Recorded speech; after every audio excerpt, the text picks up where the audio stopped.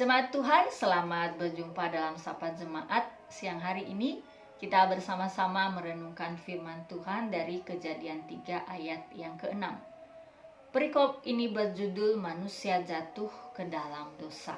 Demikian bunyinya. Perempuan itu melihat bahwa buah pohon itu baik untuk dimakan dan sedap kelihatannya. Lagi pula pohon itu menarik hati karena memberi pengertian.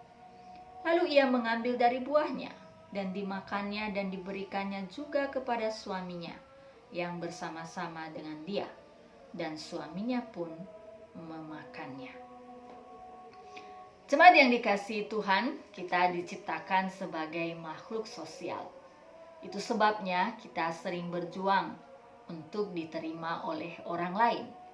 Bukan hanya ide-ide kita, tetapi juga perbuatan atau tindakan kita. Kita sangat senang ketika ide kita dipercayai, diakui oleh orang lain. Terlebih ketika itu sebuah tindakan atau perbuatan. Kita sangat senang juga ketika kita mendapati seseorang, apalagi banyak orang, melakukan sesuatu seperti yang kita lakukan. Nah, disinilah kita harus sangat berhati-hati. Kenapa berhati-hati? Oleh karena tidak jarang ide atau perbuatan yang kita inginkan dilakukan oleh orang lain itu tidak selalu berasal dari kehendak Allah. Itu bisa berarti adalah pemberontakan kita terhadap kerinduan Tuhan di dalam kehidupan kita. Itulah yang terjadi di dalam diri seorang Hawa, wanita pertama yang diciptakan oleh Allah di dalam dunia ini. Setelah dia mendapatkan perintah dari Tuhan supaya tidak makan buah pohon yang ada di tengah-tengah kebun, dia kemudian menetapkan hatinya untuk makan buah pohon tersebut. Dia terpikat oleh matanya, oleh janji iblis yang dibisikkan kepadanya, maka kemudian dia makan buah itu. Dan bukan hanya dirinya sendiri, dia pun mengajak suaminya untuk melakukan hal yang sama. Dan kitab suci menuliskan kepada kita, tepat di saat itulah dosa masuk ke dalam dunia. Kita tentu tidak ingin mengalami hal itu dalam kehidupan kita. Kita tentu ingin menjadi seseorang yang meneruskan hal-hal baik, hal yang berkenan kepada Tuhan, hal-hal yang tidak merusak, hal-hal yang tidak membuat kita dan orang lain menjadi seorang pemberontak terhadap Allah.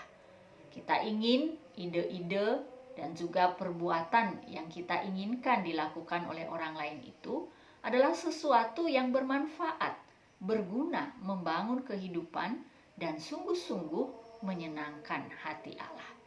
Setiap hari kita terlibat bersama dengan orang lain, dan di saat itu mereka mendengar ide kita, mereka melihat apa yang kita lakukan, dan tentu saja sengaja atau tidak sengaja kita menjadi sumber inspirasi bagi mereka.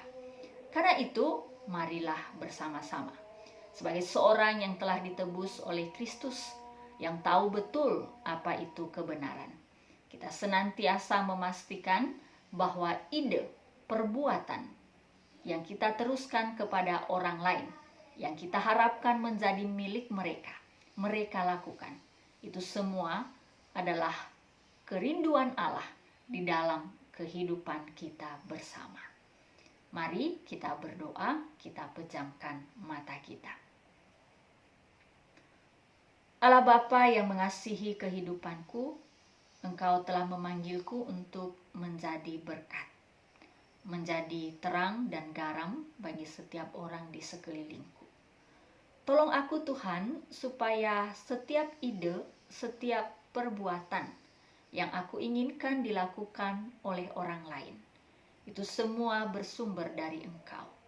Sehingga pada akhirnya ide dan perbuatan itu sesuatu yang selalu membangun kehidupan, tidak merusak apalagi mencerai beraikannya.